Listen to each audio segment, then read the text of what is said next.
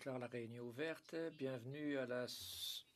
Je déclare la réunion ouverte.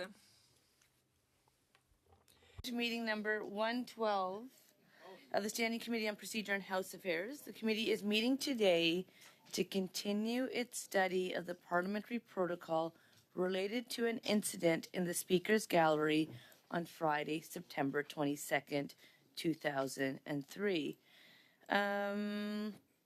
It's really exciting today to have from the Canadian Polish Congress, Dominic Roszak, first Vice President by video conference. I understand you have opening remarks, and so we look forward to hearing them from you. So welcome to Procedure and House Affairs. The floor is yours, Mr. Roszak. Welcome.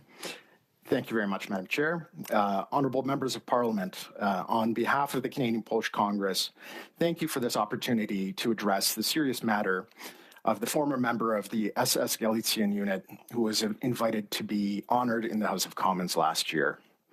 Canada's Polish community, much like Canada's Jewish community, watched in horror as members of Parliament, inadvertently prompted by then Speaker of the House, rose in the chamber to applaud Yaroslav Hunka as a, quote, Ukrainian and Canadian hero who fought against the Russians. That wording immediately caught our attention, as it quickly became evident who Mr. Hunka had fought for, namely the SS Galician unit. This moment was a shock for Polish Canadians who were baffled at how such an event could come to pass in our House of Commons. To properly address that question, it's important to set out the relevant historical context. First, the Waffen-SS was not a conventional German Wehrmacht military unit. Rather, it was quite literally the combat wing of the Nazi Party's Schutzstaffel organization created to implement its aims. Its members were required to swear personal fealty to Adolf Hitler. The SS Galician, also known as the 14th Waffen-Grenadier Division of the SS 1st Galician, was created by Nazi Germany as part of a broader strategy to recruit and mobilize non-German ethnic groups in occupied territories to fight alongside the German armed forces. The SS Galician was composed mainly of Ukrainian volunteers from the Galicia region, then part of Nazi German-occupied Poland. These volunteers were motivated by various factors, including opposition to Soviet rule, nationalist sentiments, and promises of autonomy. Nazi Germany exploited these sentiments to bolster their military forces and further their goals of expansion and domination in Eastern Europe. Mr. Yaroslav Hunka was a member of the SS Galician, and proudly so. In his own words, published in a readily accessible online blog from 2011 in the Combatants News, Mr. Hunka recalled, quote, the Polish army and the civilian population are fleeing along the road in the direction of Berezan in a continuous roll, and German planes are catching up with them from time to time. Every day, we impatiently looked in the direction of the Pomorians, or the Germans, with the hope that those mystical German knights who gave such bullets to the hated peasants would appear. Another quote, at the call of the Organization of Ukrainian Nationalists, many joined the ranks of the Ukrainian Patriotic Army. Others, at the call of the Ukrainian Central Committee, went as volunteers to the SS Galician Division. In 2 weeks, 80,000 volunteers volunteered to join that division, including many students of the Berezan Gymnasium. Poland's Institute of National Memory documents SS Galician's role in the Huta Pieniacka massacre, which occurred on February 28, 1944, in Nazi German-occupied Poland. This massacre involved the murder of approximately 500 Polish civilians, including women, children, and the elderly, by a joint force of soldiers from the SS Galician and other units under German command. Further, in a speech to the soldiers of the 1st Galician Division, Heinrich Himmler, the infamous head of the SS, is quoted as saying, your homeland has become so much more beautiful since you have, on our initiative, I must say, lost those residents who were so often a dirty blemish on Galicia's good name, namely the Jews. I know that if I ordered you to liquidate the Poles, I would be giving you permission to do what you were eager to do anyway, end quote. Given historically documented examples like this, it's unfortunate that some have attempted to minimize the criminal nature of the Waffen-SS by selectively using Canada's Deschênes Commission report as a sort of fig leaf. What is not often mentioned is that the Deschênes Commission was limited by the scope of its investigation, which was focused on identifying individuals suspected of involvement in war crimes who had immigrated to Canada after World War II. Moreover, its ability to access evidence, especially from witnesses, foreign governments, and agencies, was limited given that the region was still behind the Iron Curtain at that time. The question of whether or not Mr. Junca himself was involved in perpetrating war crimes is not central to the debate. What we know is that there's no ambiguity about the criminal nature of the SS, of which he was a voluntary member, and that this historical fact cannot be dismissed as Russian disinformation. The brutal attacks carried out by the Waffen-SS units, including the Galician Division and others, such as the massacre of Poles in Volhynia and eastern Galicia, are forever part of the tragic legacy of the Second World War, in what Yale historian Timothy Snyder appropriately termed the Bloodlands. From the perspective of Canada's Polish community, there's no question that a former member of the 14th Waffen Grenadier Division of the SS, 1st Galician, should never have been recognized in the House, nor, as we later learned, been invited to a reception hosted by the Prime Minister of Canada for visiting Ukrainian President Volodymyr Zelensky. This regrettable incident, which this committee has been investigating, embarrassed President Zelensky during his visit, damaged Canada's reputation, and played right into Vladimir Putin's false narrative about modern Ukraine at a critical time in their heroic fight for survival against Russian aggression. But worst of all, it was easily avoidable. Mr. Junca's words, which I quoted earlier, and his association with SS Galician were readily available via cursory online search. The Canadian Polish Congress sincerely hopes that the House of Commons and the Government of Canada will reflect on this situation and leverage the significant resources at their disposal to ensure that guests it wishes to single out for recognition are properly vetted and meet our standards of human rights and dignity. Thank you, and I look forward to any questions you may have. For those opening comments, we'll now enter into 6-minute rounds, starting with Mr. Kimmich, followed by Mr. Duguid, et puis Madame Goudreau, et puis Ms. Matheson. Mr. Kimmich, 6 minutes through the chair. Thank you, Chair, for that. So, Dzień dobry, Panie Roszak, and I will not continue in Polish, so don't worry, you won't need to do live translation, English to Polish. That's totally our Polish to English. I was going to ask, first of all, Mr. Roszak, is the Canadian Polish Congress satisfied with the apologies issued so far, both by the Speaker's office and the Prime Minister's office? I think it's important to focus on whether or not the historical context here was understood properly, which is why I led with that in my opening remarks. Certainly, the Speaker ultimately resigned and apologized and recognized the Jewish and Polish communities in his resignation. So we appreciate that. Certainly when it comes to the other event, understand there was some discussion about a particular stakeholder involved in previous committee meetings.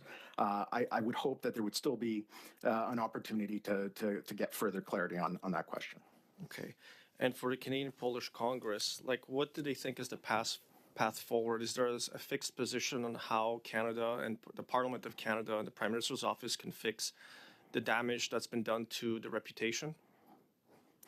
I think the only way to do that, again, is to openly discuss the historical context and to frankly, engage with the communities involved, right? Engage with our community, with the Jewish community and the Ukrainian community to chart a path forward from this. Of course, as I mentioned, it's a critical time. Ukraine is fighting for its survival.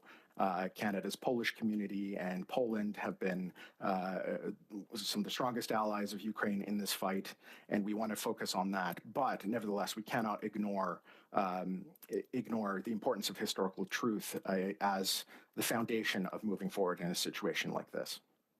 Would you then say, through you, Madam Chair, that it's fair to say that Canadians of Polish heritage in Canada and the Polish-Canadian Congress are very strong supporters of Ukraine, its fight against the Russian Federation, Vladimir Putin and the Kremlin?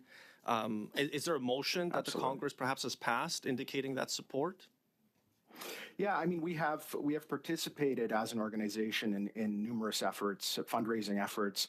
I personally have attended almost every single rally in support of Ukraine and spoken on behalf of the Canadian Polish Congress in support of the Ukrainian Canadian community, Ukraine and its people in this existential fight. So we are strong supporters. We remain strong supporters, and we will continue to be.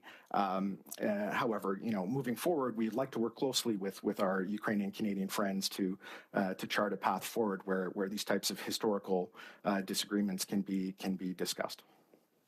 So then I was going to ask you all about reconciliation and how the communities can be reconciled after the damage that was done by the Prime Minister's office and by the Speaker personally in Canada to the views that all the communities hold with each other. Because you mentioned the Huta Pieniacka massacre. You mentioned the Polish Institute of National Memory and the considerable research they've done. Now, President Duda of Poland and President Zelensky, for 3 years before that incident, had worked on reconciliation, doing joint masses together, joint statements to try and reconcile the two people to events that happened during the war. So what can we do in Canada, and how could the Canadian Polish Congress help to reconcile that difficult past history? Certainly, and I would love to work with communities like the Ukrainian community and for us to join together on this issue. But I think from the perspective of the Parliament and government of Canada, I think it is important to allocate resources to navigate these very sensitive issues. These aren't restricted to our communities, right? There are other communities around the world that have difficult pasts and different perspectives on those pasts. However, there needs to be a broader understanding amongst parliamentarians and government officials on those questions, and I think that is where a lot of effort should go into ensuring proper staffing, proper resources to be able to understand the nuances of these issues, particularly in a multicultural country like ours. So, in the case of the Parliament of Canada, what could we do on Parliament Hill to reconcile with the series of events that led to Mr. Hunka being recognized, the lack of background checks, lack of security check that was done, and the grave error that was done by the Prime Minister's office and by the Speaker? Like, what could the Canadian Polish Congress add? Like, you said resources, so there's things that we could do here. What could the Canadian Polish Congress help us with to achieve that goal of reconciliation and fixing this damaged reputation that Canada now has internationally? Of course, one of the things we can do is to serve as that resource. So where there's a question that involves the Polish community, to reach out to us. We have historians, we have documentation, we have resources we can provide to assist parliamentarians in making those judgments. So certainly we are here as a resource, as I'm sure are the other community organizations. Other, I think, ways we can do that, there are two very active and great parliamentary friendship groups on the Hill, the Canada-Poland Parliamentary Friendship Group, Canada-Ukraine. Perhaps there's something we can do jointly. I would suggest that would be something worthwhile of consideration moving forward. So when you mention academics and research, I think you're familiar with the work of Wiktor Poliszczuk, Dowody zbrodni OUN i UPA, which is evidence of crimes of the OUN UPA. It's actually a Toronto publication from 2000. Do you have other examples of academics and researchers who have extensively written on this subject? Yeah, I mean, all of the quotes I've shared with you today come from are sourced, so I didn't come with anything that wasn't backed up. So I'm happy to share those resources with the committee and with parliamentarians, and certainly to direct them. I'm not a historian myself. I like to think I have a good understanding of history, but I'm not. But we certainly have contacts that can assist in these questions, for sure. Thank you. We look forward to receiving those documents, and if you send them to the chair, we'll get them translated both official languages and shared around. That brings us now to Mr. Duguid, 6 minutes through the chair. Well, thank you, Madam Chair. Dzień dobry. That's the extent of my Polish. I apologize. I know a little more in Ukrainian, having Ukrainian ancestry on my mother's side. Thank you, Mr. Rozak, for appearing today and providing that historical context.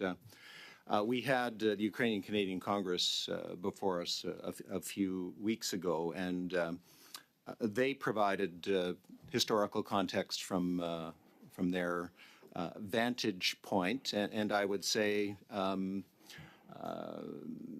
pretty marked difference between the points of view, which I think you've acknowledged in your comments. I wonder if you have sat down with the UCC to kind of explore a common path forward so that incidents like this don't happen again. And I think these are, I think everyone agrees, very, very unfortunate incident that we don't want to repeat. These are learning opportunities for Canadians that, unfortunately, Canadians forget their history and the sacrifice that our armed forces made in 2 world wars and other conflicts around the world. But I wonder if you would provide us with a few reflections on how those 2 communities, important communities, the Polish community, the Ukrainian community, can perhaps help us better understand those periods in history and then move forward in a positive way. Yeah, thank you for that great question. Unfortunately, there is, certainly we've engaged with our friends in the Ukrainian Canadian Congress on this issue, and in some cases we just agree to disagree on certain points, and there's it's not necessary to fully agree. However, there needs to be a forum for honest discussion of difficult issues, and that's certainly after the end of the communist era in Poland. There's been a great effort to speak honestly about historical challenges, and especially, given the context. I mean, I referred to Professor Snyder's book and the title called The Bloodlands, and the reason why that's appropriate is because Nazi Germany and the Soviet Union perpetrated numerous crimes in the lands of Eastern and Central Europe, and frankly pitted communities against each other. However, now that Poland is free, Ukraine is free, especially here in Canada, where we have a commitment to multiculturalism and mutual understanding, we should really take the opportunity to lead here, to have those difficult conversations. Maybe not to come to a full consensus, but at least to be able to air out those difficult issues and to focus really, what's important right now, whether it's for Canada or Poland and especially Ukraine, which is defeating Russia in the context of its unprovoked aggression on Ukraine. I have a concern, which I know is shared by many, that the issue we're dealing with has taken a very partisan tone, and I think there's no party that is blameless. I note that you had worked previously for the Harper government, so obviously have some views, and at least formally were a partisan.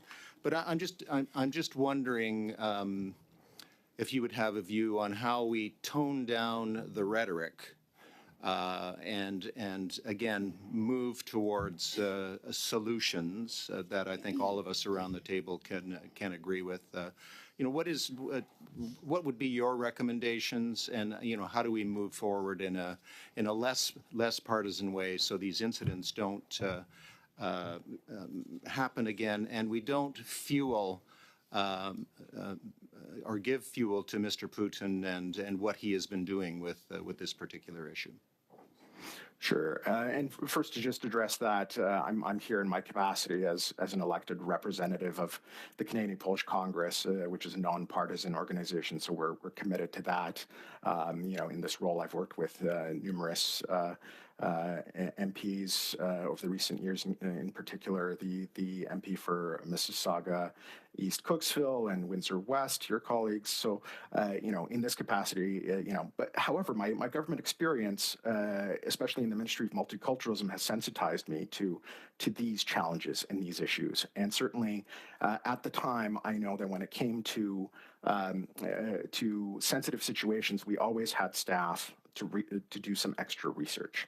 And I think that is critical, whether it's on the political side or the public service side, making that extra effort of having those staffing resources to delve into a greater understanding of these historically difficult issues is important. So that's what I would suggest. Is a lot of these, that's what makes this situation tragic, is that it was preventable from our perspective, and we should seek to prevent these types of situations from happening in the future, because they do not serve Canada's interests, and they inflame tensions unnecessarily.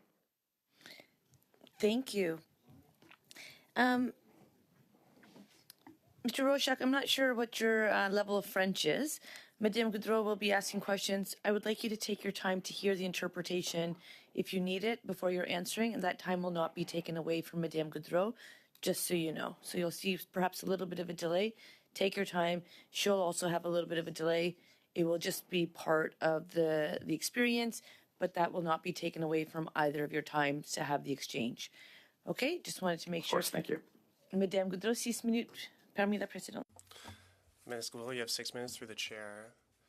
Yes, I appreciate that a lot. We need to properly understand ourselves in the language that we each speak. So thank you for being here with us this morning. You have already answered much of the questions I was about to ask you. We've noted that this is a very delicate matter.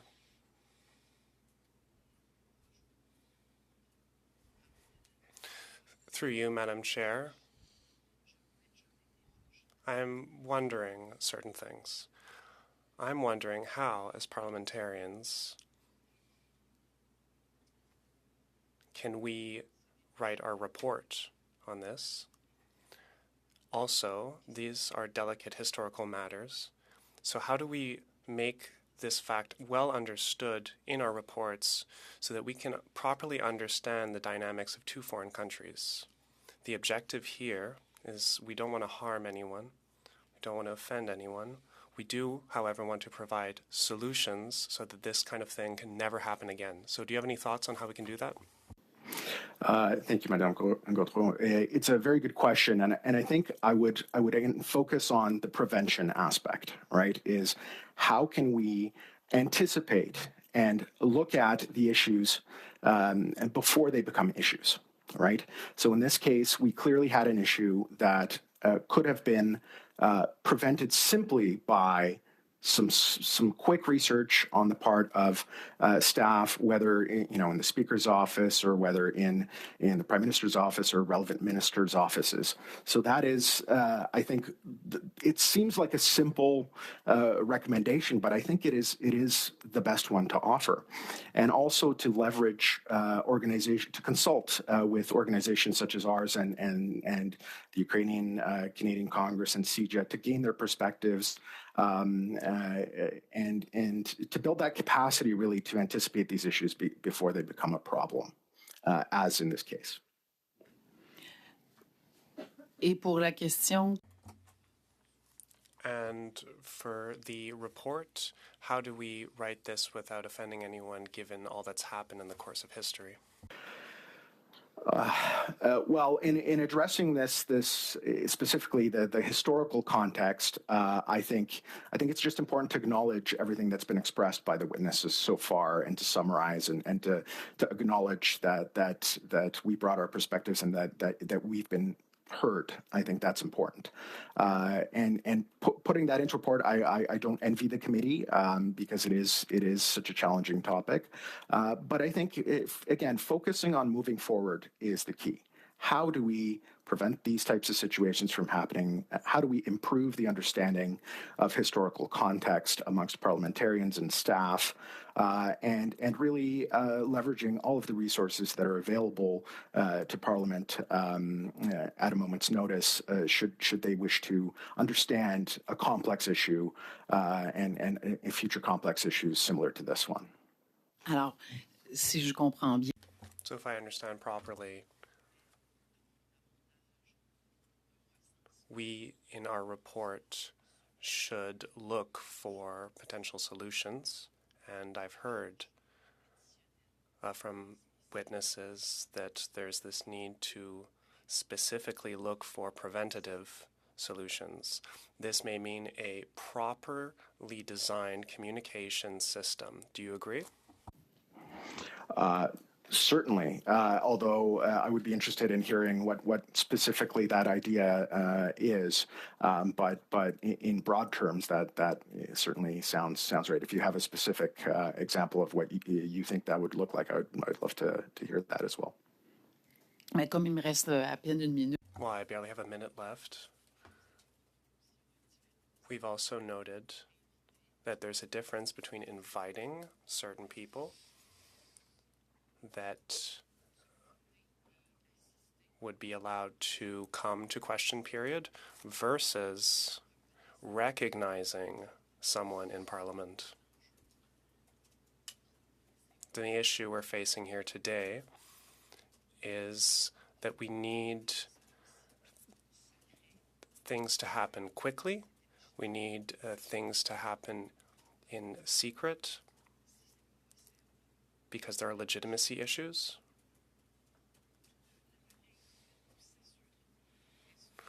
If it's impossible to get the whole security apparatus together to address this, would you say that by avoiding this kind of situation, we would not be able to prevent it going forward?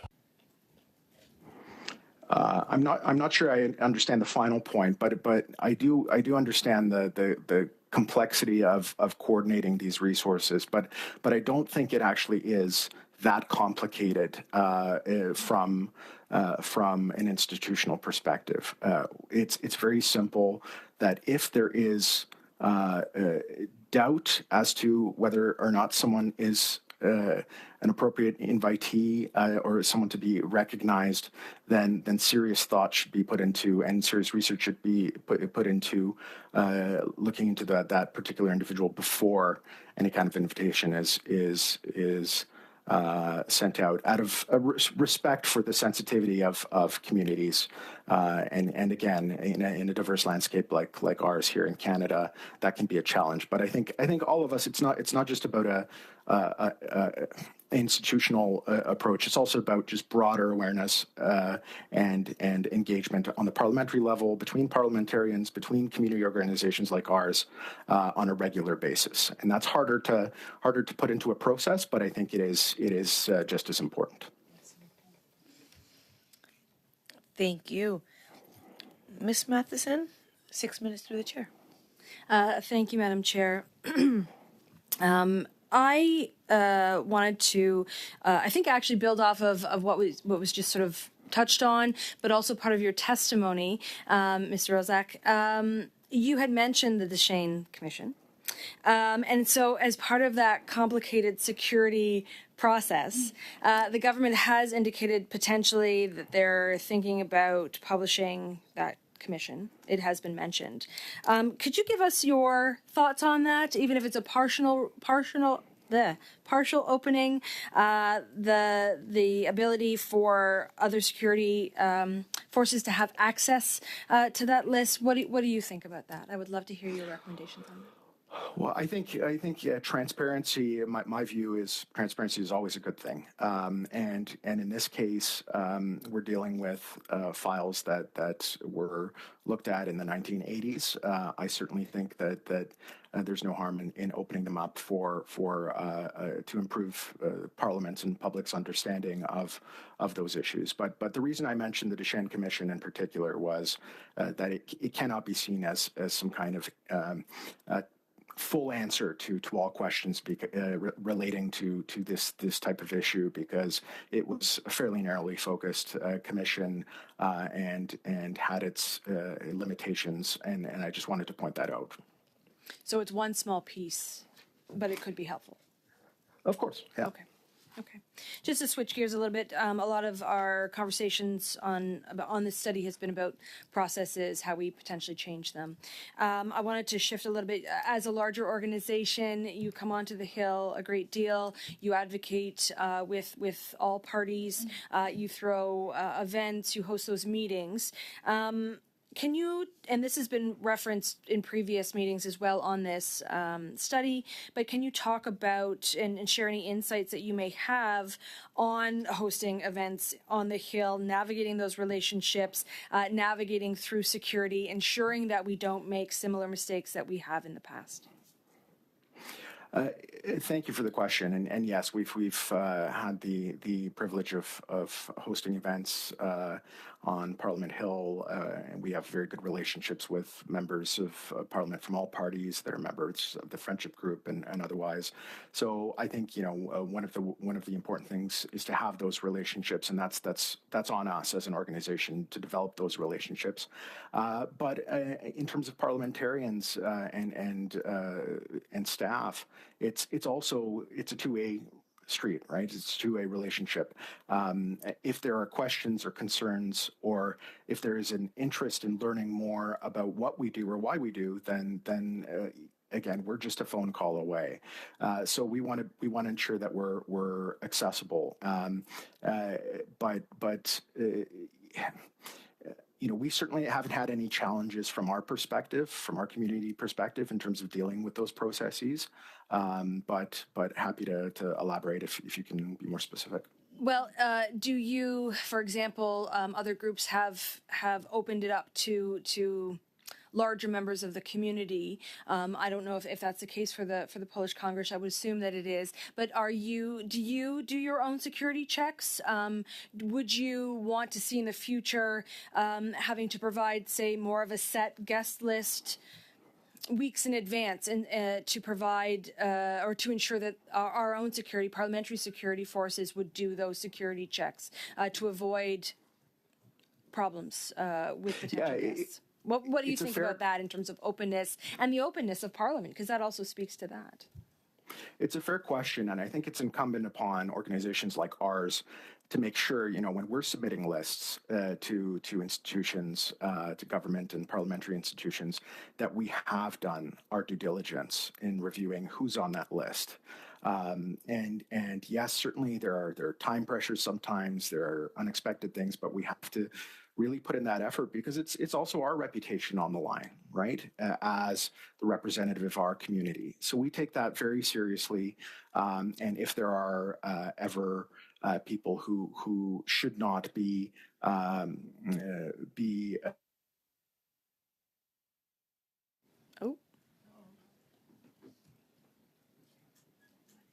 So you froze there. So you might want to repeat the last 30 seconds. Sorry.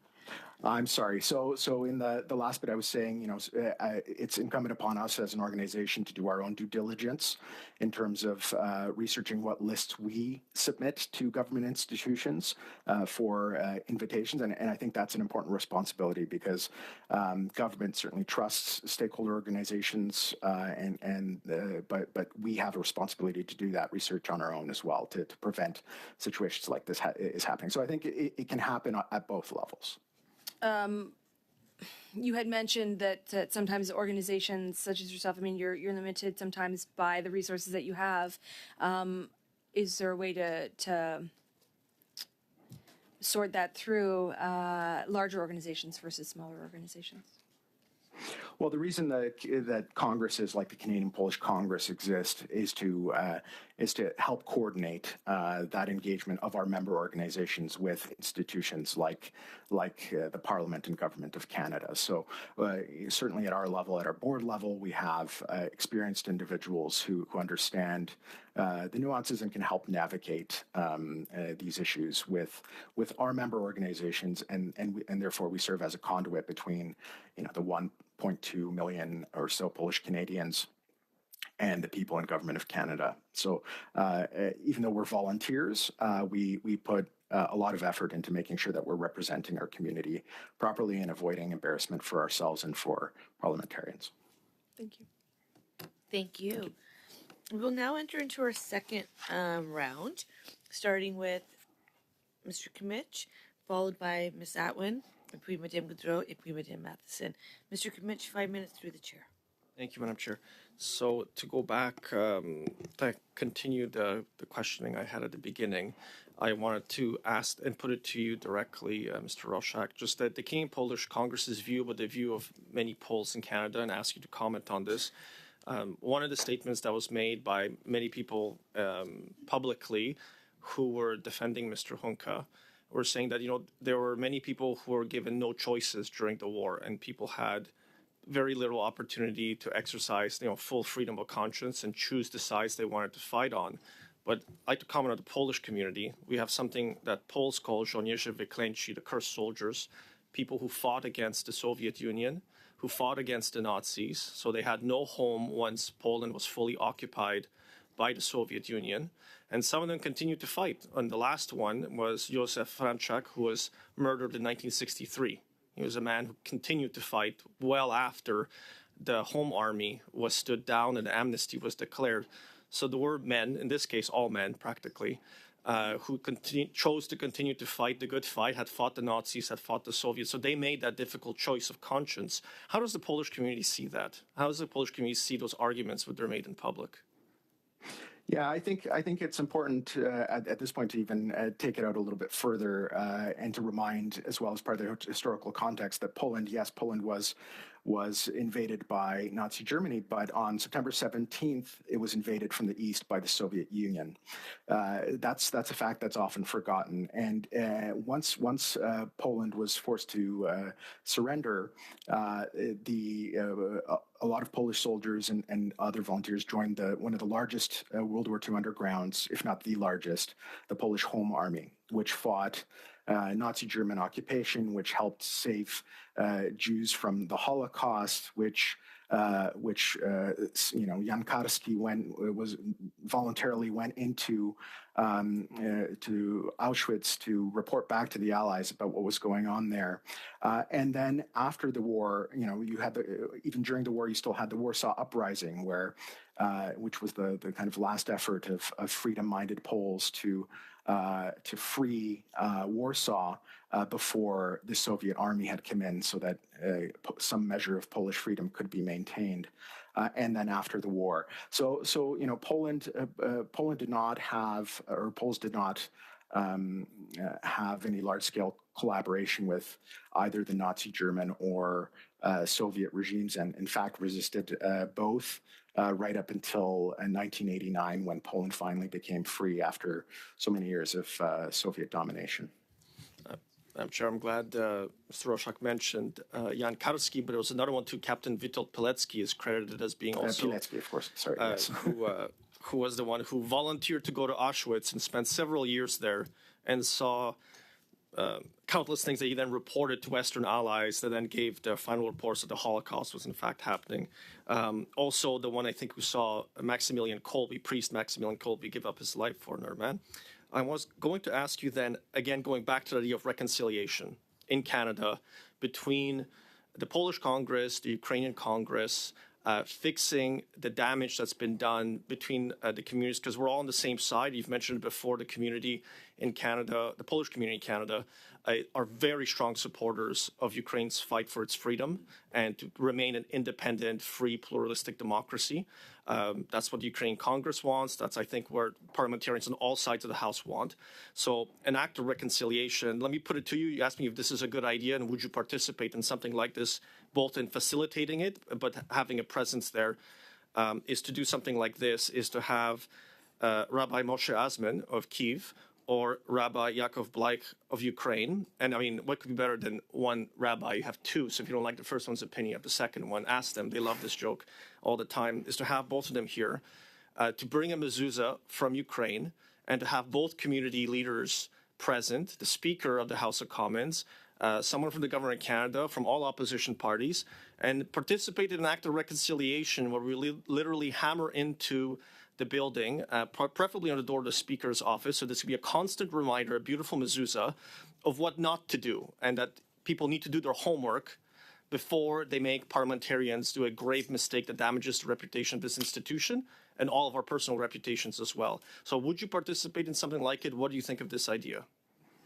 Absolutely, I would. I think it's a great idea, and I'd love to work with parliamentarians on this on behalf of the Canadian Polish Congress as Vice President for Canadian Affairs, and certainly open to working with other organizations like the UCC, CIJA, and others, and B'nai B'rith and others to foster that reconciliation and understanding. I was born in Canada. I grew up here, and I value the relationships I have with members of the Jewish and Ukrainian communities, and I think there's definitely more we can do. So if there's leadership from parliamentarians and a willingness to organize an initiative like this, we'd be happy to participate. Thank you. Ms. Atwin, 5 minutes through the chair. Great. Thank you very much, Chair, and thank you for having me here today. I think it's my first time being at PROC, but I'm really grateful for the insight into this incident, and I'm really grateful for your testimony as well, Mr. Roszak. Thank you so much for being here and for sharing just how your organization is kind of dealing with the fallout, and also for offering recommendations and suggestions for solutions and how to ensure this never happens again. I am a former student of Canadian and international military history, and so the other piece about this as well is, again, that I think we need to revisit our histories and really look at how they impact our present and our future, and so that's a piece that I'm grateful that you highlighted as well. And you mentioned, the importance of properly vetting, of course, anyone who comes into our parliament, but of course anyone who might be honored in the chamber. And of course, those who support our view of human rights. And so I just really appreciated that specific quote. We certainly recognize the hurt, the horror and humiliation that we all felt as members of Parliament.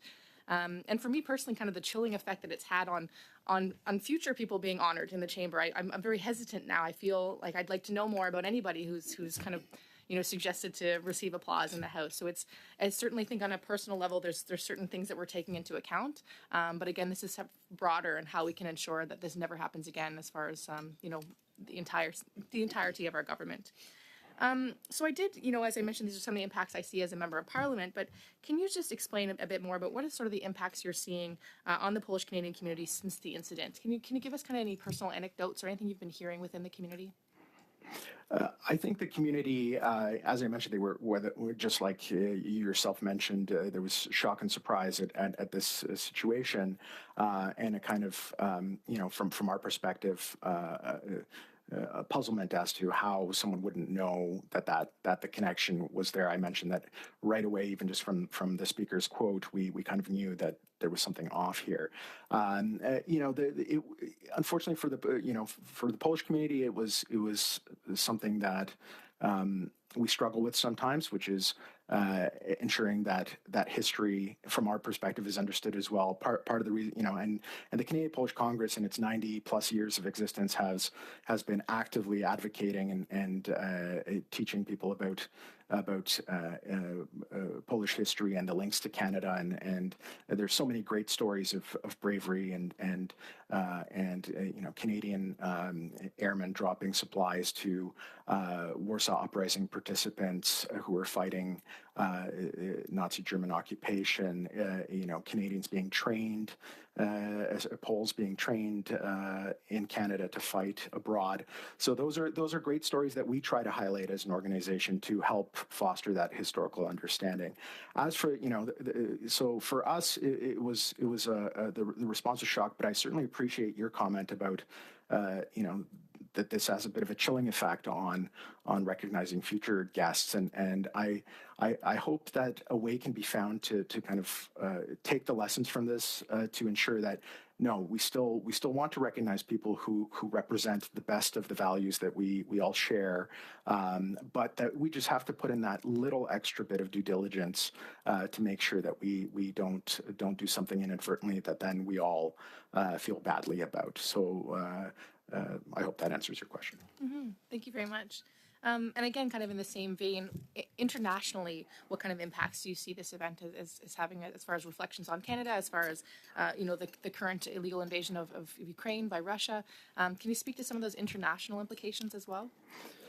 Yeah, I think it was an unfortunate, regrettable distraction from what should have been a really excellent and which was an excellent visit by President Zelensky, his speech to Parliament, his presence at the community rally in Toronto, at which I was proud to be present on behalf of the Canadian and Polish Congress, and really appreciated that invitation to show our support for the community. and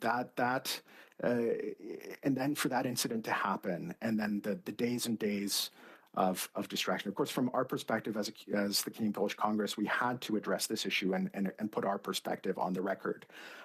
However, personally, as the VP for Canadian Affairs, I wanted to quickly reflect back to the fact that Ukraine is facing an existential crisis. They're fighting for their lives. They're fighting for our values as the West, and that we have to ensure that they win this war, because it is not just a question of their survival. It is a question of Western values, and that's where. But my perspective as well is we can talk about these difficult issues while still focusing on the present. There's no reason, and that's when it comes to the propaganda coming out of Putin's Russia,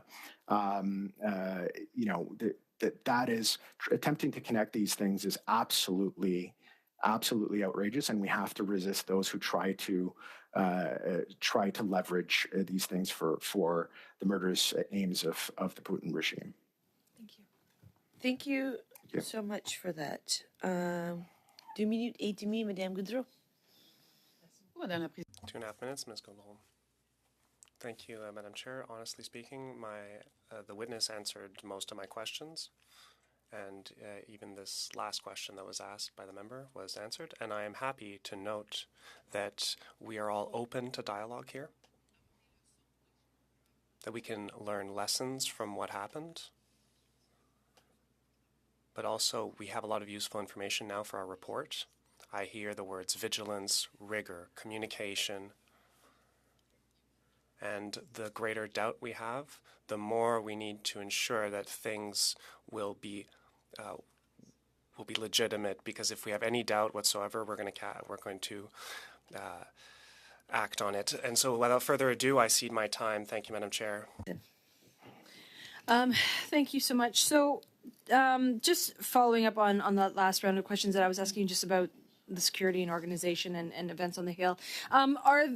Your organization would have been, I assume, doing similar things at other levels of government within provincial legislatures, for example. Do they do things differently? Can you provide us with comments on lessons learned that you've seen where they do things maybe better than we do on the Hill for those kinds of events and security?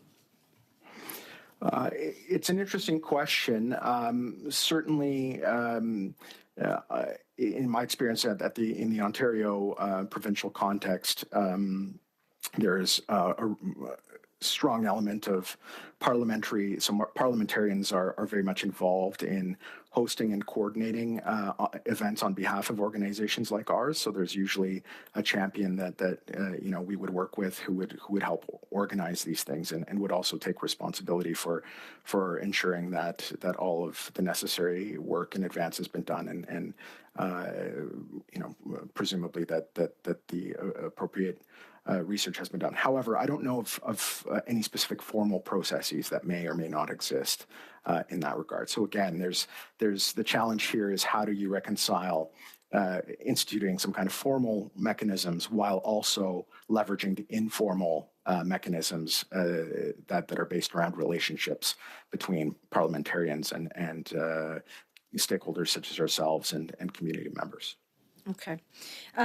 There's been lots of comments today as well, just in terms of the fact that Putin did weaponize what happened in the House of Commons. And there's been movements in the States, here in Canada, away from that support of Ukraine. I know that your organization has done a great deal to support, and I was hoping that you could end off the conversation just by telling us in more detail, as you referenced them generally, but if you could tell us in more detail the sorts of supports that organizations like yours can do to support Ukrainians here and as we move forward. Certainly, and I'd like to remind the committee of first of all what Poland did in the initial stages of the war. As most parliamentarians will remember, Poland accepted over 3 million refugees from Ukraine in the immediate days following Russia's invasion. Poland, regardless of political party has been a staunch ally of Ukraine, has been speaking up alongside Canada on behalf of Ukraine. And here as well in Canada, our community has organized fundraisers, big and small. You know, they range from a few hundred to a few $1,000s at each opportunity to help provide aid. There was one member of our community who provided goods that were transported, and it's been an ongoing thing in terms of fundraising and support for Ukraine and its fight and its people, and as well stepping up and being there and speaking on behalf of Polish Canadians at rallies and moments like that to express our support for our friends in their time of need. Thank you. I'm not sure that we're going to need full rounds because I think we're wrapping up, but I will offer the floor. Mr. Conservatives are good. Mr. Lightbound. Oui, merci beaucoup, Monsieur Roszak, d'être avec nous. Thank you, Mr. Roszak, for being here with us today. It's my first time on PROC as well. I think this is very important work that's being done today. We need to get back to this and take a long, hard look at this event that should have never happened. Thank you very much for bringing your perspective from the Canadian Polish Congress. What happened in Parliament in September clearly demonstrates that there is a deep misunderstanding, a lack of understanding, rather, of history, and we need to shine a light on these issues to ensure that awareness can be raised on what happened at this point in history. You said it yourself. We can clearly visualize the events of the past while being fully conscious that it does not impact the fact that the Polish community has a support for the Ukrainian community with regard to its fight against Russia. So I understand what you're saying. I just wanted to follow up on what Mr. Kmich said earlier. When talking about reconciliation, how to reconcile the Polish community and the Ukrainian community, there seems to be, in fact, there are many monuments in Canada that are controversial at the moment and that honor the SS Waffen members. What is the Canadian Polish Congress's position on these monuments in the context of this reconciliation with the Ukrainian community, in the greater context of removing these monuments? Yeah, so there was one particular story that came up several years ago, about 5 years ago now, I believe, about a monument in Oakville. And at the time, the Canadian Polish Congress and B'nai B'rith issued a joint statement criticizing the presence of that monument. So we that position was stated then, and it remains the same now. The issue is having an honest conversation about these difficult moments in history and really being honest about what happened. And from the perspective of reconciliation, we're ready to have those discussions at any time. The question is, to what extent our interlocutors and our partners are willing to have those conversations. Certainly as an organization, as a representative of the Canadian Polish Congress, I'd be, again, happy to coordinate a joint meeting to discuss these issues further. I know other communities have been doing things like this already on controversial, difficult issues like this. But certainly we've expressed our position on that issue before, and that's still something that you can find on our website. Merci beaucoup, Madame la Présidente. Moi, c'est la seule question que j'avais. Thank you very much, Madam Chair. That was my only question. Thank you for your testimony here today. So much. Mr. Roszak, I want to just say thank you to you. The perspectives and insights that you have provided are very valuable, and just the manner in which you carry yourself. The Congress and we as Canadians are very lucky to have you, and the fact that you've taken time to be with us today means a lot. And I just want to appreciate your time and attention on behalf of all PROC members. And if there is anything that you're setting, I know you did have an exchange, please just send it to the clerk and we will get it circulated around. And if anything else comes to mind that you wish you had said or shared, just share it with the clerk and we'll make sure that all members are aware of it. So with that, Thank you, Madam Chair. And if I may, if I just may say a few more things quickly in conclusion, thank you for the wonderful questions and the wonderful conversation. Je regrette que je n'étais pas assez confiant. I regret not being confident enough to speak French here today. I regret not being confident enough to answer those questions, but I do hope that going forward I will be more eloquent in French. Finalement, and finally, I would like to remind members of Parliament about May, this May being the first ever Polish Heritage Month in Canada. We will be doing a flag raising on Parliament Hill on May 2nd at noon, and I thank the member for Windsor West for helping the Canadian Polish Congress coordinate that. So we look forward to welcoming all parliamentarians and Polish Canadians and others at that celebration. we look forward to being with yourself as well. And votre français, c'est très bien fait. Donc, merci. Your French was great, so thanks for taking a moment for sharing it with us. Really good day, and we will be suspending, and we'll start our next panel at the top of the hour. Have a good day. Thank you. Merci. Take care. Bye-bye.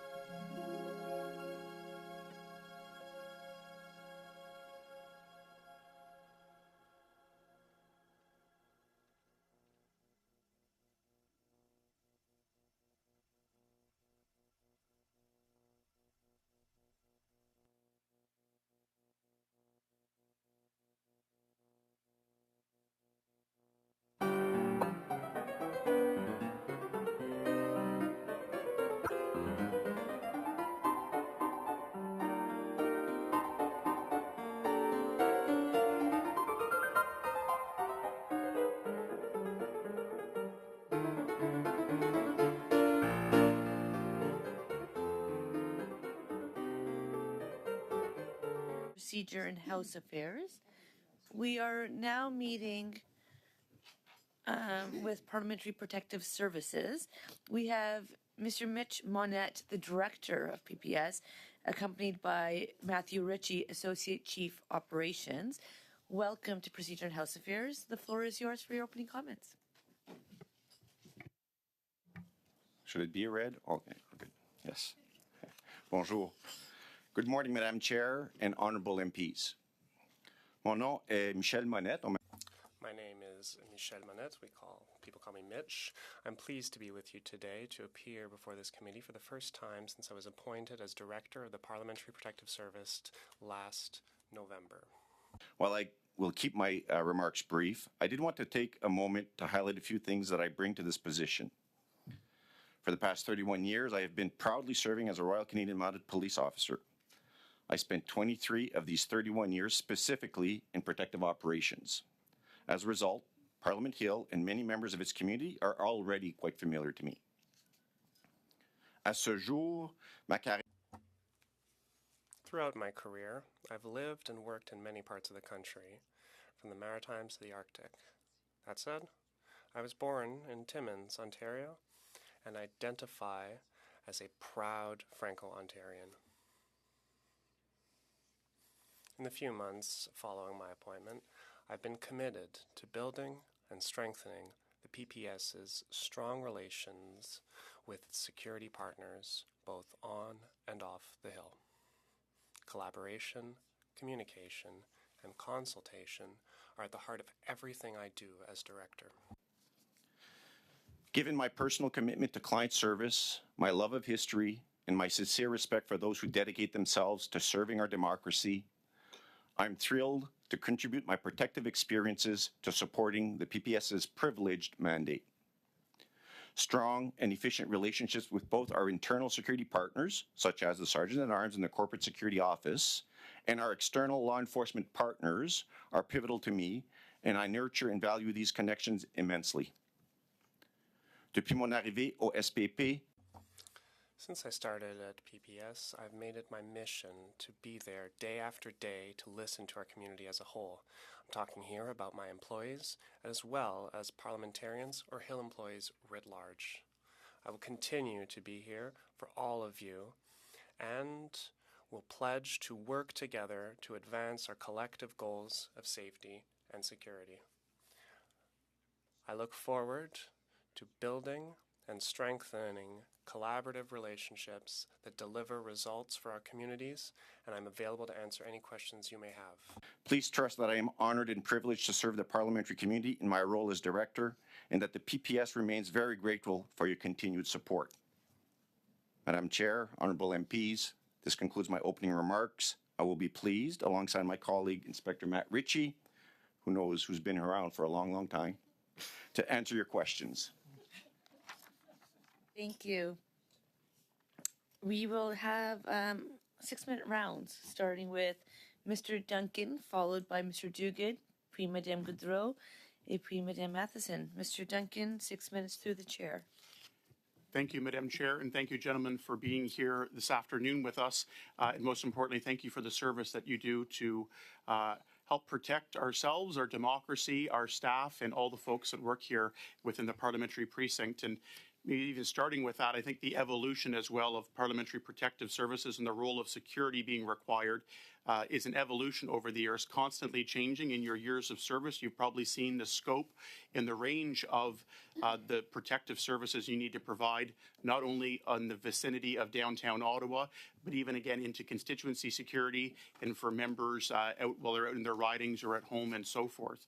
Mr. Wright, if I can maybe have you talk about that evolution and you talk about your detailed experience there, how has that evolved in recent years? And maybe as part of that as well, the staffing complement and the size of the team required to provide those services that you do both here and in the broad mandate that you have to assist and protect us. So let me answer that wearing two hats. So, of course, as a member of the RCMP and having worked extensively on the protective side with the Prime Minister's detail, with the VIP units, with the Governor General's details, and having been involved in putting together several major events, and as well as in my current role as as director here. So I can say, and I think unless you lived under a rock, we can say that the evolution and the polarization of the population has grown significantly. So clearly, that people are right or left, or call it what you will, has always existed, but now the temperature has changed. So that has had a significant impact on security, and so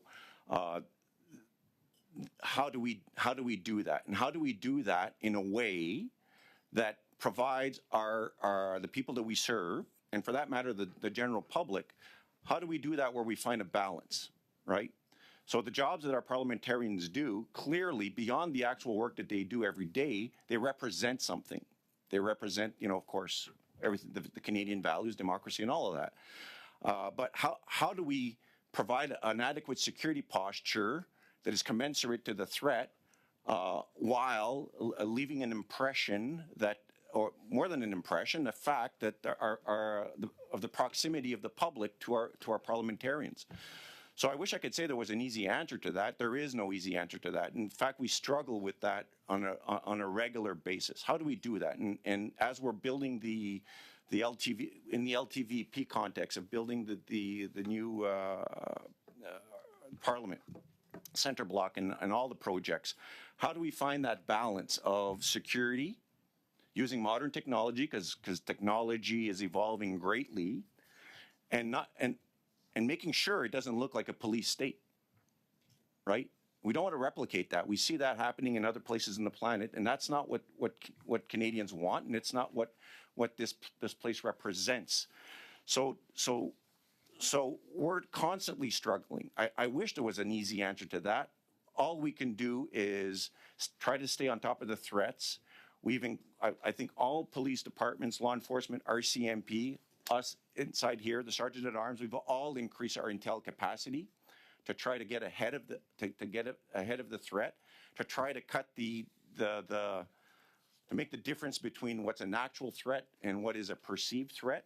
Understanding that for a person that is receiving comments or negative comments or some kind of a security, that although it may not necessarily be something that's actionable, that the person receiving it, of course, is going to be concerned, and of course will not be well, and of course may have an impact, if it's a parliamentarian, in how they do their jobs, right? And of course, that's a crux of what this place represents, right? Okay, I'm just going to pause real quick because I was trying to get the connection, and I know we did have a really good first hour. I know we had a really rough Tuesday meeting, but today we are here to speak about the incident in the gallery. So it's really exciting to have you here in your new role. We have not had you come join us, but I really hope we stay connected to why committee is meeting. And as I did, perhaps you didn't hear my opening comments, but I did mention that we're meeting today for the committee to continue its study of the parliamentary protocol related to its study of parliamentary protocol related to an incident in the Speaker's Gallery on Friday, September 22nd, 2023. So I would just hope we can stay, Mr. Duncan, colleagues, connected to why we are here so that the analysts can do their good job to be able to provide us something that we can report back to the House. C'est bien compris, Madam Chair, and I understand that, Madam Chair. More than happy to meet with the committee separately on this issue or individually to talk about this. I can talk about it all day long. It feels like that's excellent. Mr. Duncan, back to you on the study. Thank you. I asked the first question, was getting to my second one to bring it into the topic once again that we're talking about here, the incident in the gallery. So I think my point and what you laid out well is the evolving nature perhaps of physical threats, say cybersecurity, but physical threats and the protection of the precinct and the work that you do. I think the issue, what we've heard from a lot of witnesses over the course of this study, was that for guest lists and vetting, you would have access to, or for security purposes, to see if somebody has a history of being a physical threat to the precinct and what's going on. The challenge we had in the individual that we're speaking about in the incident where things were recognized, there wasn't a further vetting that would go, and we had a witness earlier this week that said, I wish we would have done a simple Google search and maybe this wouldn't have happened to a certain extent by saying, I wish we had done that. My question to this point is your capacity and ability to deal with that. I think we've narrowed down that PPS does not do an online search of individuals for what the issue that happened here. It's more of the physical nature, the physical threat that members of the precinct have. So I'm going to ask you to speak about the capacity. You do not have the capacity, I believe, within existing resources to go and do that extra layer. But just to talk about, again, I think to confirm that perhaps, and whether you would be best suited to be the ones to handle that. So we clearly don't, well, first of all, it's not our mandate to do it. As you mentioned, our mandate is clearly physical security. So we'll receive the information, the guest lists and things that the names of the individuals that have that will be given access to the precinct. But other than that, I mean, whether we have a capacity to answer your specific question, clearly we don't have a capacity for a significant list. But again, we're not built for that. So, I mean, doing those searches, as you mentioned, we have an intel unit that could definitely do that. But we would respectfully return that to the individual, to the units that are responsible for that for here. Thank you. Mr. Duguid, 6 minutes through the chair. Thank you, Madam Chair, and I'd like to join my colleague in just thanking you for your long service, both to the RCMP, but also in your new role, protecting us, protecting Parliament, protecting our democracy. So thank you for keeping us safe, and thank your staff on our behalf as well. So we just clearly highlighted that the vetting that PPS does doesn't go beyond physical security threats. Do you and we've talked about the evolution of the PPS. Do you see, and I'll just refer to your word that you used a number of times, collaboration. Yes. Do you see PPS potentially playing a role in sharing information and beyond the physical threat area? Well, again, I could speak to the strong collaborations that we currently have there from an intel perspective, and I'm putting aside the fact that we would or would not be given lists to check individuals. Just generally the threat environment. We have a unit. We work very closely with the Sergeant at Arms Intel unit, as well as the RCMP, as well as the Ottawa Police, as well as the Senate's security. So, and I want to say that that's getting better and better all the time, and as things evolve, we're getting better and better at it as well. So, Madam Chair, just to be clear, so the invitees to the speakers gallery, you would screen them for a security threat, like all guests. Correct. Okay, and the speaker would not.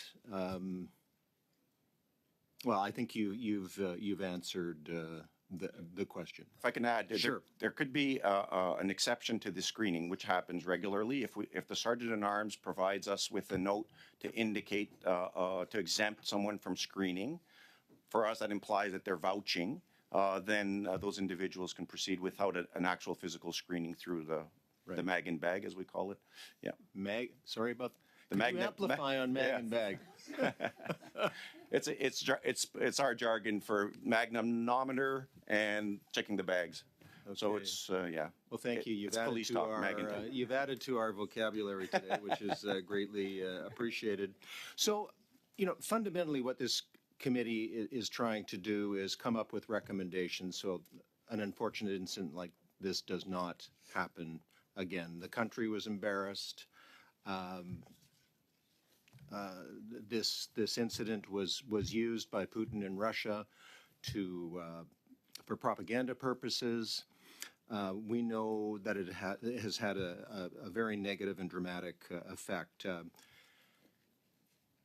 Would you have recommendations for this committee on how to prevent this kind of incident from happening again from the vantage point of vetting, realizing that you do the security threat analysis, but you might have advice for other arms of the government that you work with?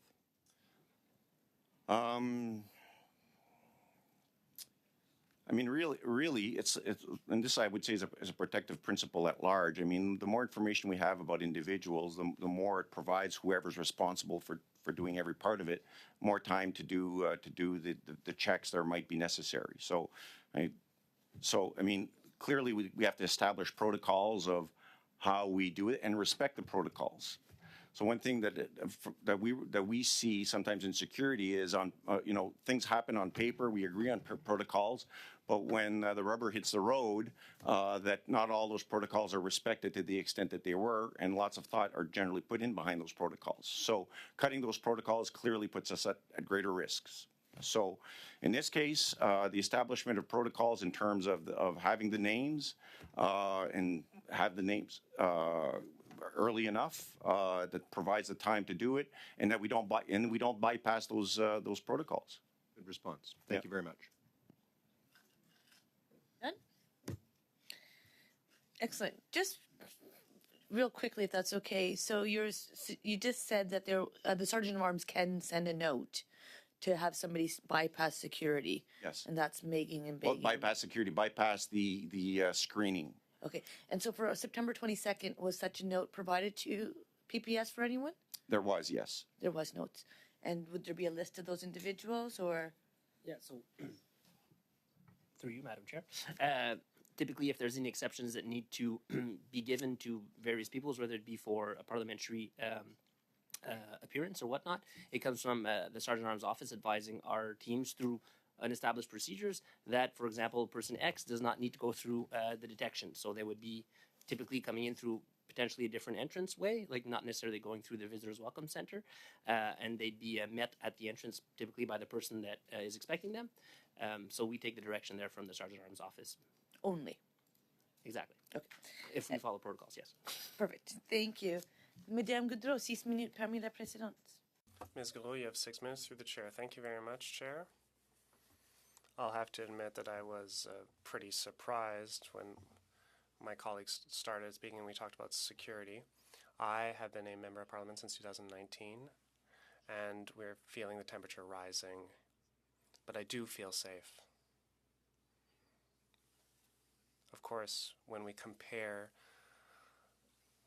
what's going on in Quebec with the MNAs over there, we have some improvements to make here. But that said, I do appreciate all the changes that have been done and the evolution of the security situation to date.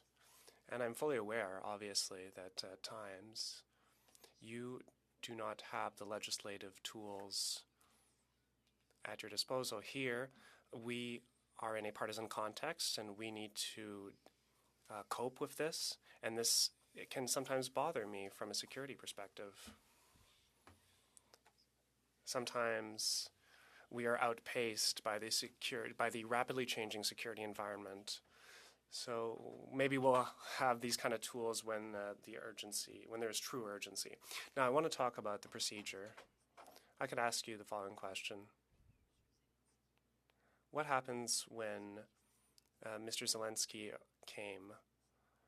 Or like when the French Prime Minister comes, what are the steps to ensure that foreign officials are safe and secure? So we're talking about an official visit like the one we have today? Yes. There are very clear protocols on this. Normally, we are advised by the Foreign Affairs Group. It can be heritage too if it's a monarch, for instance. Then there's security instructions that are given to whoever is managing it. The RCMP could be managing it, PPS could be managing it, and there will be meetings that will be scheduled for briefings, essentially, from the outset for any visit. And after the meeting, we just need to get all the information as soon as possible, because the more information we have with regard to the visitor's schedule, the better we can plan out every part of their day and the various security layers that we have to deal with. Once we have all that information, we then need to focus our efforts on the site of the visit. It can be Parliament which has its own infrastructure, but if it's outside the Hill, we can contact our partners to determine the way to ensure the security. And then we need to assess the threat level in order to provide security. Regarding President Zelensky's, it was very high, yes, and it happened very quickly. It had to happen very secretly. So how do you deal with that? That's a very challenging environment. Well, how do we deal with it? All right, so we look at all the elements that are on the table, and we look at all the resources we have available. And human resources are the hardest to deploy. If it's a major, large-scale event, we might not have the people there at that time to ensure security. So we need to contact the RCMP. We need to contact various provincial police forces. In Ottawa, we have benefit of having Montreal, Quebec City's police forces at our disposal, and we have other police forces that we can contact for major events. There's a grouping of cities that will help with their police forces. There is the RCMP Command Center that is also useful, and they have all kinds of resources and ways to support us. They have surveillance capacity through cameras. There's a whole command structure to be able to organize these visits. Okay, I understand.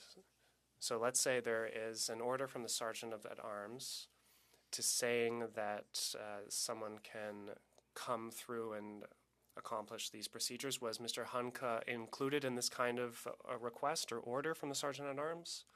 You have to understand when that kind of thing only happens on the Hill. If there was truly a security concern, there's a few scenarios, for instance. Maybe we would contact our outside partners to do to collect additional information. But if there's no problems with somebody with regard to considering the information we receive, then that's fine. Well, we see some things happen where people in the galleries get quite energetic, and we realize that they've gone through security, and sometimes they just react spontaneously. What is your opinion on this, on how to scan people and screen them when they come to the House of Commons? I can talk a bit about that. We talked about exemptions. We talked about a first level of exemption, a second level exemption.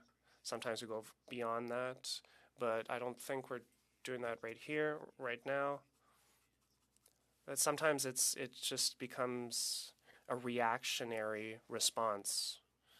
We do understand that the guests, are guests. And does it bother you to see this temperature rise? How do we strike a balance going forward?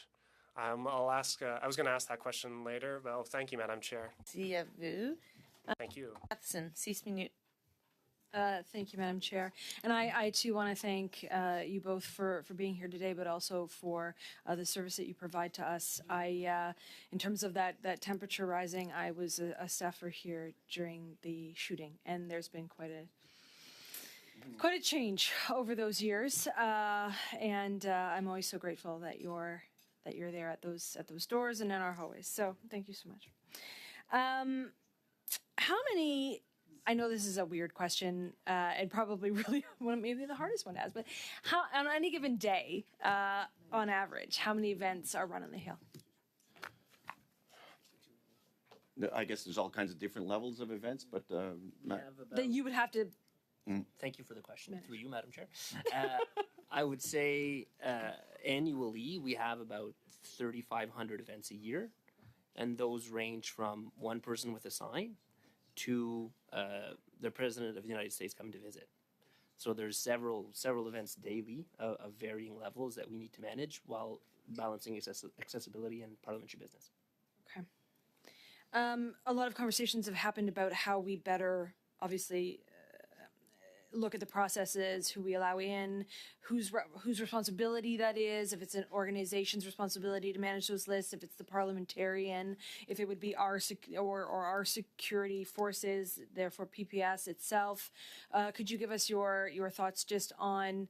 I know that you had said that you are mainly involved in the physical threat, but again, in terms of that reputational threat, what would that do to the overall process if we were to implement more of a stricter system and I think of receptions, I think of meetings larger than 3 people, just individual MPs' offices. I think about those kinds of events.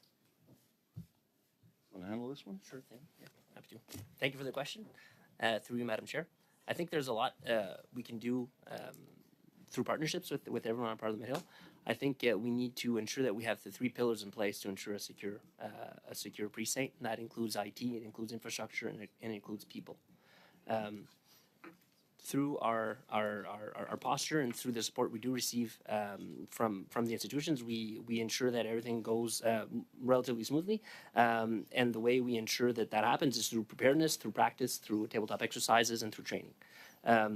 So to answer your question, I believe the way we achieve that is just through preparedness and having the ability to respond quickly and being nimble with our posture.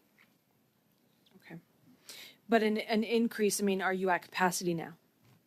If we were to increase that at all, what kind of impacts would that have on your ability to do your job now? I think right now we are hovering around where we should be from a numbers perspective. If we added more responsibility, we may need to look at more people to ensure that we're able to do that, to achieve our mandate. Mm-hmm. And also based on the ever-evolving threat, we do need to ensure that we're well positioned to support Parliament. Currently, we are where we need to be to meet our mandate as it stands now.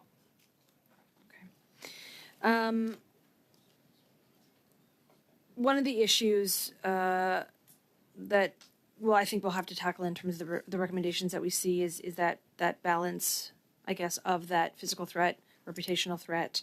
And there's also been the balance of the partisan and the nonpartisan, the independence of certain offices versus I guess that over control of certain offices that are partisan. We certainly saw, I think, a little bit about that insistence that the Sergeant of Arms, of course, or the Speaker's office had that independence, and yet there may have been some instance where there's a belief that the PMO should have more, shouldn't have more. Can you talk about the importance of that independence between those offices? If we're talking about who vets those lists more, how do we ensure that independence of, I guess, your office in particular? But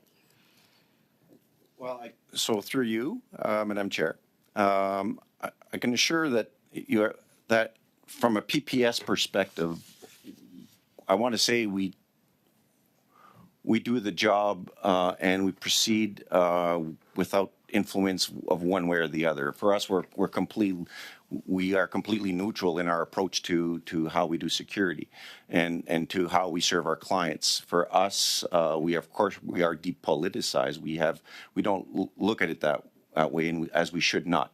So, and that's the marching orders that we receive, and that's the marching orders that I provide to our workers. So, in terms of specifically how you perceive it, my answer is I don't think that we get the influence that some might think we might have, that others might have on us. Yeah, I don't know if this answers your question, but yeah. One of the concerns that I've had is that throughout the exchange after the incident had occurred in the chamber, this committee received documents showing political staff changed from maybe emails to phone calls in discussing the issue. I just wanted to ask, when you're liaising with those political staff and so on, and even it's with PMO or so on, how do you ensure your paper trail and that accountability? Quick response, I guess. Through records keeping? I mean, if we, I guess it's all related to the event, to an event, and we open files. We maintain all the correspondence that are in exchanges that we have with parliamentarians or with the sergeant at arms or whoever it is that we're dealing with when it's attached to a file. Does that answer your question, kind of? More time, so. All right, sorry. Your time. We will do our second round. Mr. Calkins, followed by Ms. Atwin. Mr. Calkins, 5 minutes to the chair. Thank you, Madam Chair. And I want to thank both of the witnesses here today. I've been a member of this place for quite some time, and I remember October 2014 very, very well. And I want to say thank you once again to our PPS staff who were PPS at the time, the House of Commons Security, for the work that they did that day. And I recognize that is your mandate. Your mandate is the physical protection of the precinct and the assets that are here, and of course the human beings that come here either for work or for visitation. And I commend you for the excellent and difficult task that must be. And I do believe that the issue that's before this committee is one of reputational damage and how we mitigate reputational damage, and I don't believe that's in your mandate at all. Madam Chair, given that, I know these are very busy individuals who are looking after the care and control of this physical security of this place.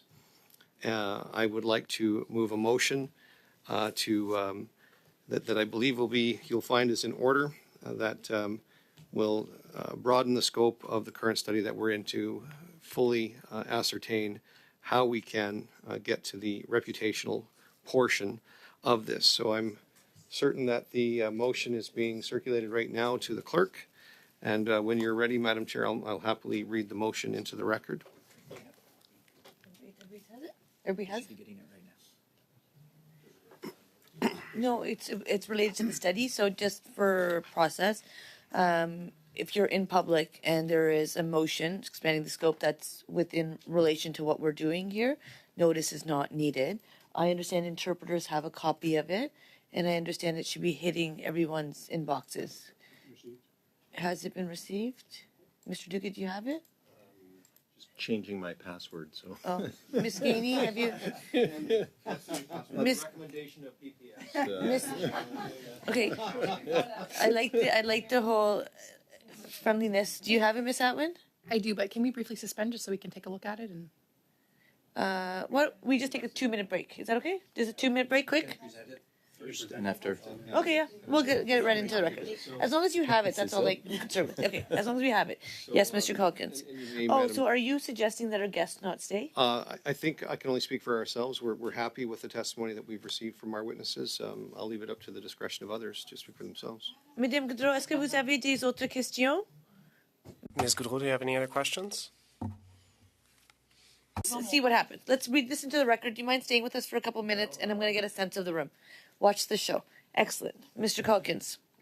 Thank you, Madam Chair. So I move that given that on September 19th, 2023, the Prime Minister invited Yaroslav Hunka to attend his exclusive reception with the President of Ukraine in Toronto on September 22nd, 2023, and that the hurt and international embarrassment that resulted from the honoring of Yaroslav Hunka could have been avoided had the Prime Minister's office done its due diligence to vet the list of guests that it sent to the Office of Protocol of Canada, and that neither the Prime Minister nor any member of his cabinet has apologized for that invitation.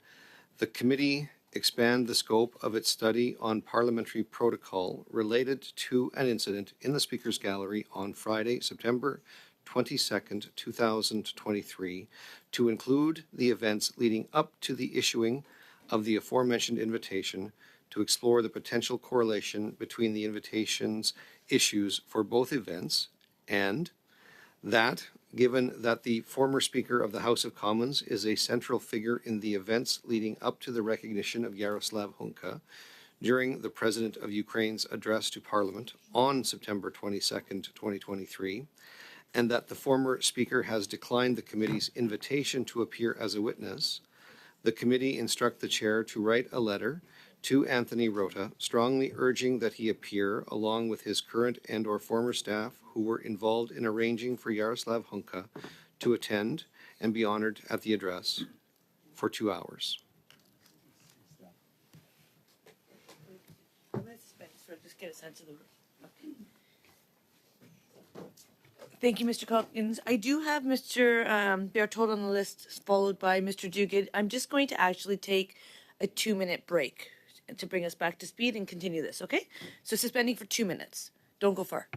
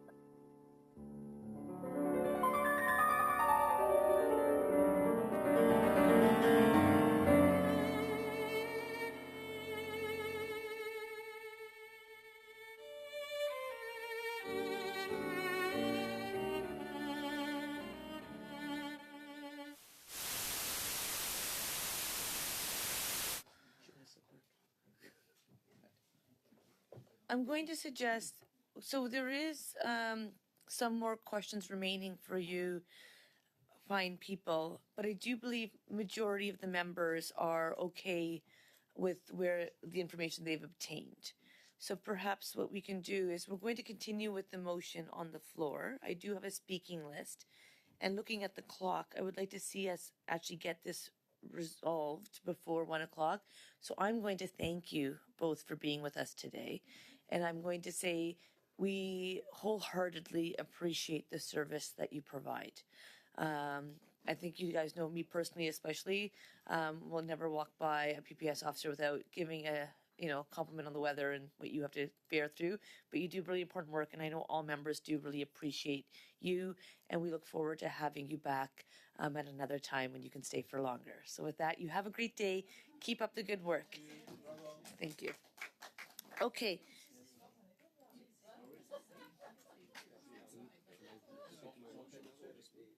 No, I'm going to Mr. Berthold. You gave me back the floor. Yeah. No, I was done. I was going to him next. Yeah. So I am going to now, we'll continue. I have a point of, okay, can we just focus, everyone? We have a point. Yeah, you were done. You gave me back the floor. Wait, point of order, Mr. Calkins. So, Madam Chair, I out of due respect, I'll respect your ruling that I simply don't understand. I would like to speak to the motion that I just moved. I moved the motion. I put it on the floor. I gave colleagues an opportunity to see the motion, hear the motion. I gave you an opportunity, respectfully, to see what the will of the committee might be in dealing with other things, but I have not yet been granted the opportunity to speak to the motion for which I've just moved. This is a very standard thing that happens when a member of parliament moves a motion, that they then be granted an opportunity to speak to the motion. If you thought in some way, shape, or form that I had ceded the floor back to you for any other thing other than ruling whether or not my motion was at least in order so I could continue talking about it, then in my opinion, you've misinterpreted my intentions. I would like to have the floor, Madam Chair. I will add you to the list, but and perhaps there is a mistaken understanding. My understanding was that you wanted to read it into the record. Whatever you said was not necessarily exactly what was there, but all good. And then you gave me back the floor, and I told Mr. Berthold that I would be coming back to Mr. Berthold, so I'll add you back on the list, but I do have some people on the list. Point of order. I do believe, if I can finish. Sure. I do believe that there is agreement as to what this motion is and that we can actually resolve this motion really quickly and actually have done what you're asking to have done. So I will just say that I think it's important that we continue and have the discussion, which seems to be well received by all members. Mr. Duncan. Thank you, Madam Chair, for having to my on the point of order, on a point of order. Just the recollection of events and the understanding is the good natured move by Mr. Calkins to allow you to suspend by your request. Ms. Atwin had asked for a suspension to be able to read it and look at it and see it. And that's why that was done in good faith to allow that to happen. And again, Mr. Calkins laid that out very well.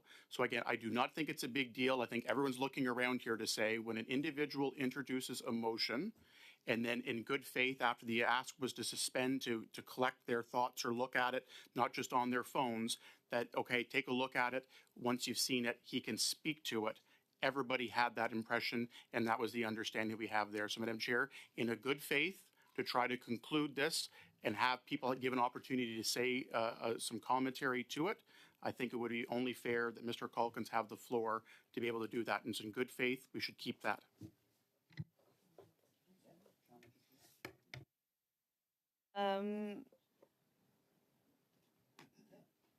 Mr. Calkins. Thank you, Madam Chair. Colleagues, thank you. And I apologize to any of my colleagues who had more questions for the Parliamentary Protective Services. But I feel, and I think a number of my colleagues here, at least on the Conservative side, feel that we haven't fully gotten to the end of where the issue lies insofar as coming up with the appropriate recommendations and finding out truly what happened.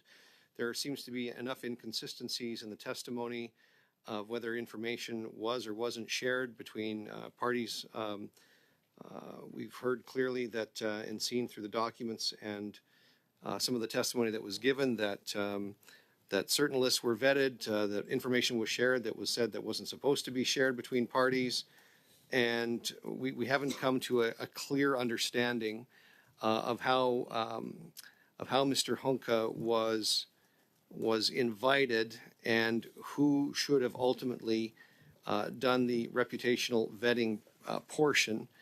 And I don't believe we can do that, Madam Chair, and my colleagues, until we actually hear from the person central to the invitation, which is our former speaker and colleague and frankly friend, Mr. Rhoda, and some of the staff that he would have been engaged with that directly reported to him. We've heard from the administration, from the House of Commons. We've heard from parliamentary protocol. We've heard from the Government of Canada protocol, and there is enough inconsistencies, I believe, in the information that we need to actually figure out how did not only Mr. Hunka get recognized in the House of Commons, but how was he also further invited by the Prime Minister to a fundraiser, a special event, an exclusive reception, as laid out in the motion, in Toronto as a guest of the Prime Minister of Canada. The reputational damage, I don't think we need to belabor anymore. Everybody here acknowledges that. And if we want to have a fulsome, I believe, fulsome set of recommendations that will actually perhaps change the protocols in how we ensure that no further reputational damage is done, while at the same time being able to recognize and honor Canadians in the gallery. It's some of the more amazing things that I've ever been able to do in the 18 plus years that I've been here, is to stand and applaud not only great leaders from around our country and abroad, but great human beings, not only Canadians, but people from abroad who have come. And I would hate to think that with insufficient information, without fully understanding how this particular incident came to pass, that we would make a recommendation that would somehow jeopardize our ability to be an open, free democracy, willing to celebrate great achievements and great achievers, without fully understanding how we can vet to make sure that something as unfortunate as the Hunka incident doesn't happen again. So I would encourage my colleagues to consider this. The motion is written with a good intent, and I believe that there is still more information that this committee can receive to help fill in the missing pieces of the puzzle, to help close the gaps of the inconsistencies in the testimony that we've heard, so that we can come up with the best recommendations possible, not only for the betterment of our country, but the betterment of this institution and the betterment of our democracy. So with that, I'll give up the floor. I believe I'll let you decide that, Madam Chair, but thank you for letting me speak to my motion. Thank you. Mr. Berthold. Merci beaucoup, Madame la Présidente. Thank you, Chair. I would just like to say that I support this motion. My colleague moved it. Allow me to say, without reading it over again, just to go over the main points of the motion and explain why the motion is important, Madam Chair. We need to remind ourselves that this motivated our study. This event in the House of Commons is the topic of our study. There was another event that took place in that same time where that same individual was invited to an event. We see in the motion that on September 19, 2023, the Prime Minister invited Yaroslav Hunka to attend his exclusive reception with the President of Ukraine in Toronto on September 22, 2023. This event happened at the same time, was sent out at the same time as the invitation to invite him to the House, and was sent to the same individual.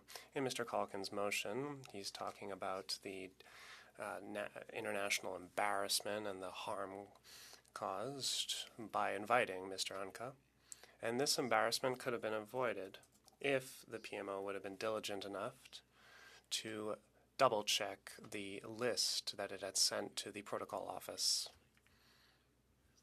In the motion, it said that the motion says that neither the Prime Minister nor any member of his cabinet has apologized for the invitation. So now we're trying to talk about this. Earlier this week, and you saw it, Madam Chair, we tried to ask questions on how the Toronto event played out, and the government party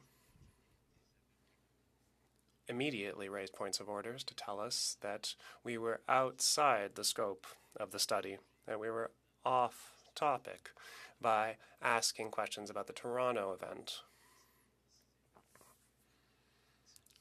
This indeed wasn't in the motion to start the study.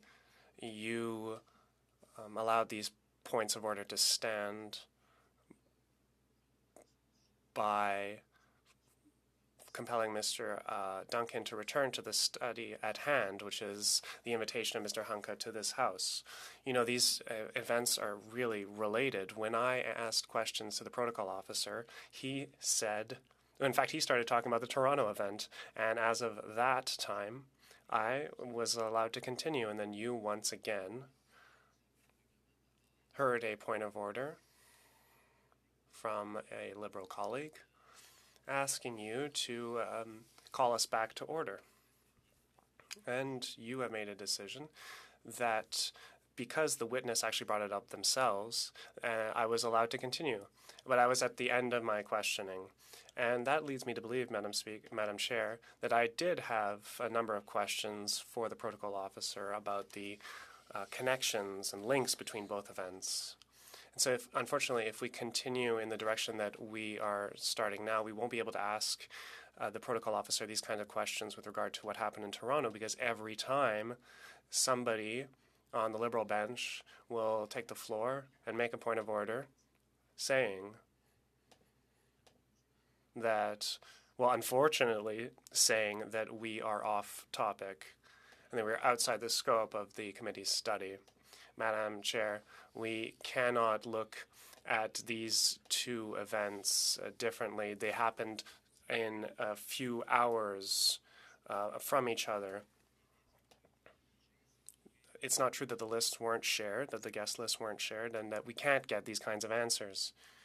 We would have liked to ask certain questions about Mr. Hunka and why he was invited to this exclusive reception with the President of Ukraine in Toronto.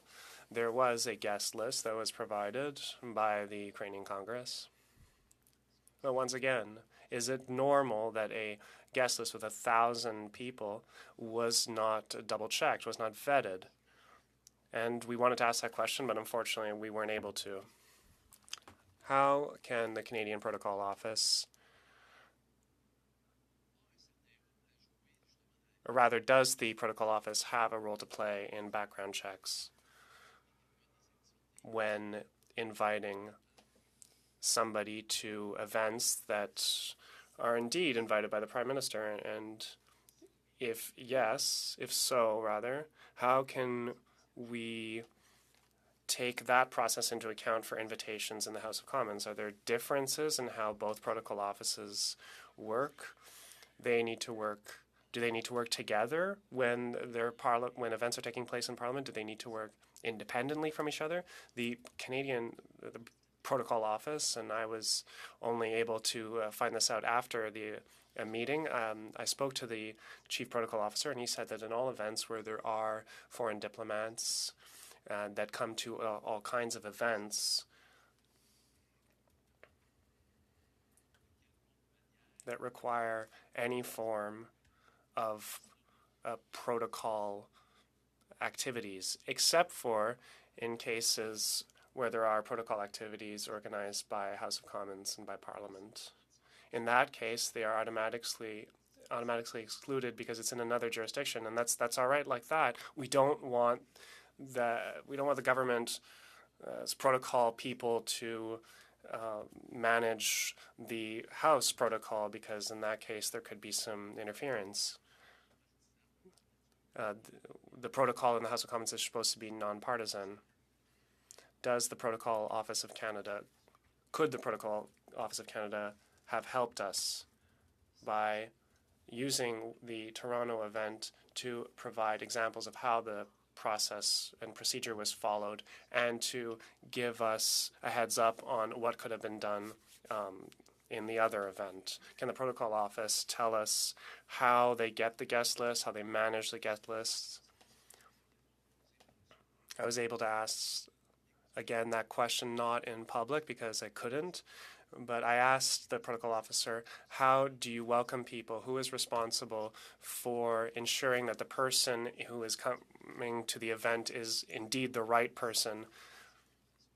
It seems like this is how things work elsewhere, but here it is not the case. So there are many questions that are very relevant in this whole affair.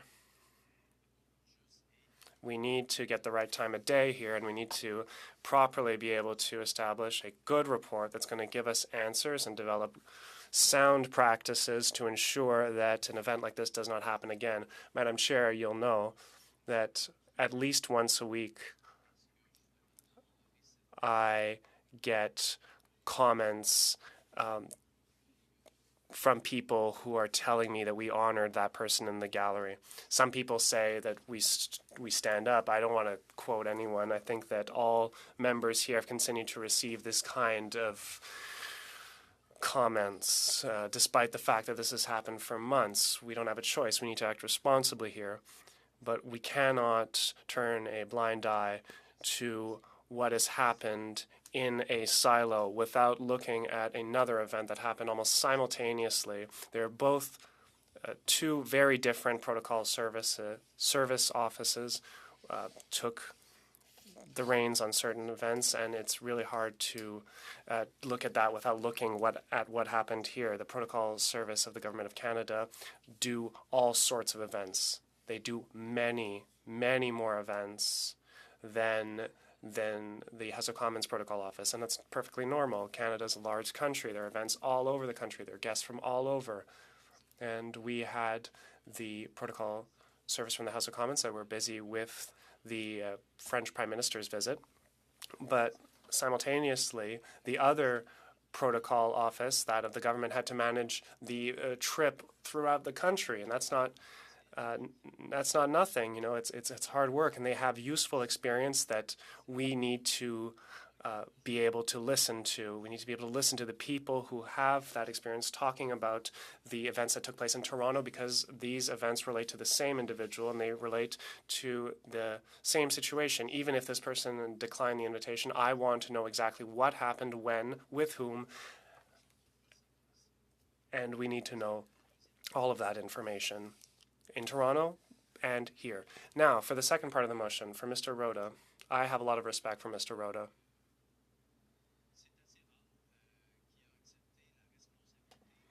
He took responsibility, and it's pretty rare to see it, and he resigned from his position. We don't see that very often. We haven't seen that a lot since 2015, Madam Chair. We haven't seen somebody resign following a mistake or other things that we don't know about because we didn't have the opportunity to ask him. Since the start of this study, we're beating around the bush. We're trying to get answers from either the PMO or the protocol office. We ask how the invitations were sent. We hear a bunch of things. We had a letter from Mr. Rota, who admitted he was responsible and did it in a very dignified way. We can say that for sure. However, Mr. Rota has the answers to many of our questions, and I believe that Canadians need to know. Once again, I have told you, and I've told members, that I am being personally blamed for the events that took place.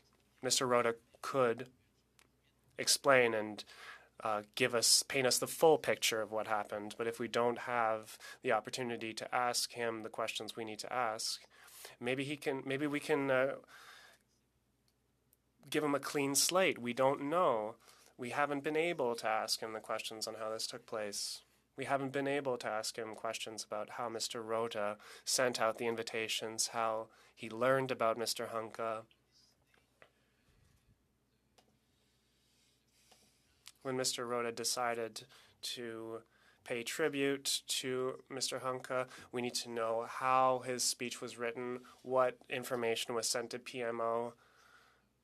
You know, when you have a visit that important with a president of a country that is in a direct conflict with Russia, one thing is certain, Madam Chair. The government was failed. The government failed if it wasn't fully aware of the full details of Mr. Zelensky's visit. And if the government didn't fail by not being aware, it definitely failed with regard to inviting Mr. Hunka. We need to have those answers. We've tried to get those answers at many times, and we've tried from all kinds of witnesses since we've started our study. And then unfortunately, it seems that so long as we do not hear from a former speaker, Speaker Rota, we will not be able to paint a full picture and get the answers we need. Madam Chair, Mr. Rota and his team, I'm sorry, but I must interrupt you. Resources, we know we're tapped out, so that does provide me the ability as chair to adjourn the meeting, and we will find a way forward. So meeting adjourned. Have a good weekend.